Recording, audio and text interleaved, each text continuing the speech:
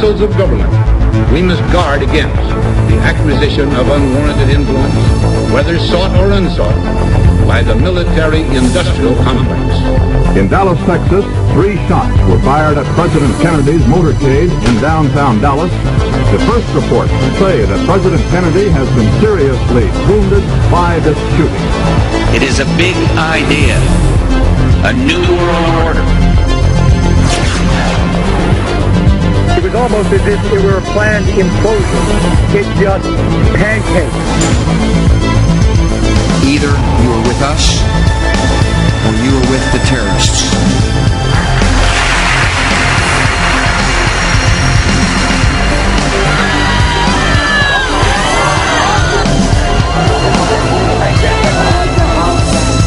But I also believe that a lot of gun owners would agree that AK-47s belong in the hands of soldiers, not in the hands of criminals. Guns will be taken, and no one will be able to be armed. We have to take all guns. For many of the police and guard troops, it is an uncomfortable job to do this in an American city. Global governance at last. Is it one world? The central bankers in charge. But aren't we all just living and dying for what the central banks do? As for me, give me liberty or give me death! The answer to 1984 is 1776.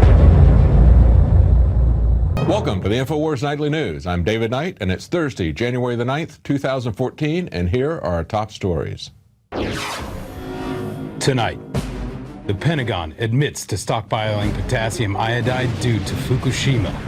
A Ford exec promises not to share the data they collect on you.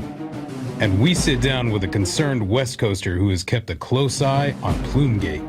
All this and more on the INFOWARS Nightly News.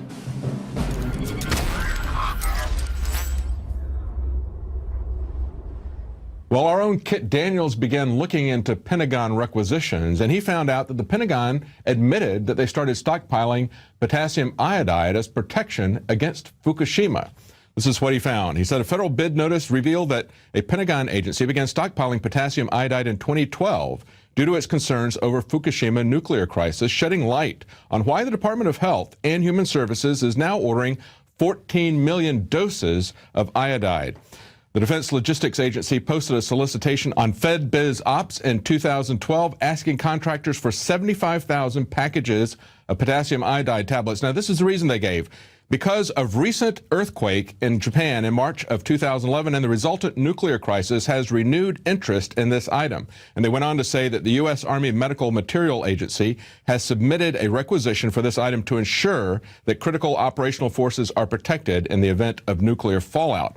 And so then the question comes back to this large solicitation that just came out that Paul Joseph Watson noticed in the FedBiz Ops publications of 14 million doses in 1 month wanted by the Department of Health and Human Services. Why would they wait until now? Well, it's because oceanographers have pointed out that they expect that the radioactive plume working its way across the ocean will be arriving on the west coast of the U.S. about this time this year. And that's the reason that our crew is in California, taking readings and reporting on what the mainstream media will not report on. And yet, Arianna Huffington thinks that the elite are not getting their message out. She's worried that Bill Gates and others just aren't able to communicate what they want to communicate with you. So she is going to court the global elite in an effort to undermine alternative media. This is from a story by Kurt Nimmo. And he says that this new site that she's creating, this new news organization, will exploit unpaid citizen journalists who will serve as bunting on a stage. That's a great phrase, kind of like window dressing. Dominated by the likes of former British Prime Minister Tony Blair, Microsoft's Bill Gates, and Google's Eric Schmidt. She said, you can have all of those heads of state and major business people, et cetera, writing right next to an unemployed man from Spain. Yeah, that's right. And a student from Brazil, and she's not going to pay the unemployed man from Spain or the student from Brazil. She said, the great heart of Huffington Post is that there is no hierarchy. I wonder if she could say that with a straight face. There's not really going to be any hierarchy, and yet you have people like Bill Gates and Tony Blair that are going to be writing articles there. Of course, they don't need to be paid, but they've already got plenty of mouthpieces in the mainstream media, but they're looking to try to rebrand themselves. They want to pretend that they're the new alternative media because, quite frankly, the old media is losing its credibility at a rapidly increasing pace. Look at this story that came out. Now, if you remember a couple of weeks ago on CBS 60 Minutes, John Miller, a reporter there, interviewed, in a puff piece, he interviewed Keith Alexander from the NSA, and he asked him one softball question after the other, never followed up on anything, and everybody criticized him for that, especially since John Miller had been working for law enforcement before he went to CBS, and everybody suspected that he was going to be going back to work for law enforcement at the New York Police Department shortly thereafter, which he subsequently did.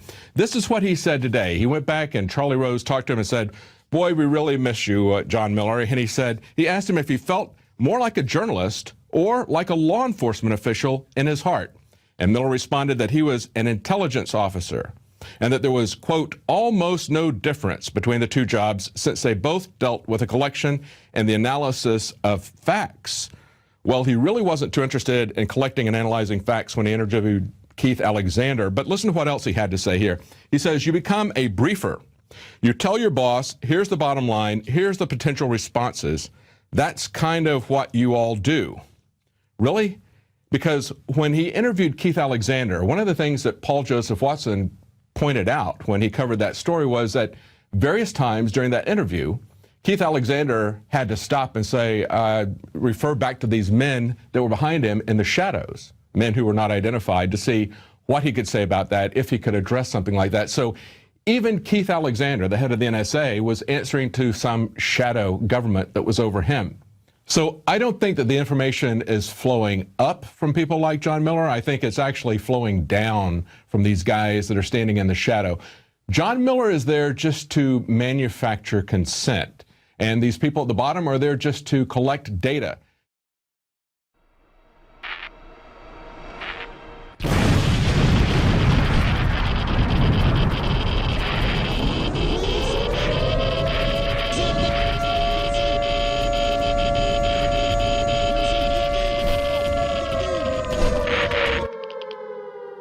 Alex Jones here to warn you about some of the most important health information you may ever hear. I'm talking about radiation, radioactive fallout, radioactive particles contaminating the Northern Hemisphere. Conservatively, since the 1940s, the Northern Hemisphere of our planet has more than doubled its background radiation. In fact, that was before Fukushima exploded. Now the levels are going up and up and up. Fish are contaminated in the Pacific, and the FDA, the EPA, and others, they're not worried about it. They've been raising the levels of what they claim is safe radioactive particles. Well, I began to discuss with my wife protecting myself, her, and of course our children. Most importantly, I have 3 small children, ages 10, 9, and 5. Radiation really affects children more than adults because they have fast-growing cells. All the literature is clear on that. And I went and talked to medical doctors, scientists, nuclear physicists, nutritionists, and I said, what's the #1 thing I can do to protect my family? And they said, Alex, it's leave the Northern Hemisphere. Go south of the equator. That's where the radiation levels are very, very low. If you look at the wind patterns, the north hardly interacts with the south. And it's unfortunate that we've done this to our planet. So after more than 2 years of research into how to protect my family, looking at all the literature, talking to the experts, across the board they agreed iodine is key, but of the family of iodine, nascent, natural, non-GMO, non-factory iodine that comes from the earth is absolutely paramount for your thyroid and other functions in the body. The literature, the research, it's there. It's not my opinion. It is admitted that iodine is essential for the health of our bodies overall, and nascent iodine is the best form. Now, we're announcing the launch of InfoWarsLife.com, and we're going to bring you scores of products over the next few years that we're researching and developing. But nascent iodine is the first product we're coming out with because it's so important, and it's also listed as a fluoride detoxer. It does so many other things. Your body needs it, and when you don't have enough iodine, forget the radiation, your thyroid absorbs the sodium fluoride and other things. And it's the good iodine, the Nascent iodine, that is able to block that and just do so many things for your body and your health. I've been taking it. It's amazing. It's a lot better than coffee, I'm here to tell you. And that's why we are now offering our own Nascent iodine that's double the strength, made in the best laboratory that is FDA certified and accredited. And it is double strength at half the price of the leading competitor. You know my rule, bring you the highest quality products at the lowest prices we can, so it's a win-win-win. I believe in you reap what you sow. So not only will you get the best deal on Nascent iodine at InfoWarsLife.com for your general health and also for any type of emergencies or disasters, you will also be getting a great deal and supporting the InfoWar and our news operation, promoting the cure for tyranny, the First Amendment, promoting liberty and a rediscovery of the Bill of Rights and Constitution and true Americana that's made this nation so great. So please join me in being among the first to visit InfoWarsLife.com. We've got discounts if you buy the Nascent iodine in bulk. I challenge you to try to find a better deal. We have the best deal out there and the best quality. In closing, here is probably the most important point. You don't just take Nascent iodine when disaster strikes, when there's some new giant disaster. The Northern Hemisphere is already double what it was 60 years ago with the radioactive background. I believe from the research I've done and the experts I've talked to, it is key to take Nascent iodine to protect your thyroid from the radiological disaster that's already happened. And unfortunately, future disasters that will happen. That's why it's important to fill your thyroid up now with the healthy Nascent iodine so that the sodium fluoride, the radioactive isotopes, and the rest of it can't get in. That's the key. This is something that across the board has been shown in study after study to be an absolutely essential nutrient in the body. Until a few decades ago, the government put it in the salt because they knew you needed it. But then they took that out, that's good for the thyroid, and put the sodium fluoride in that's bad for it.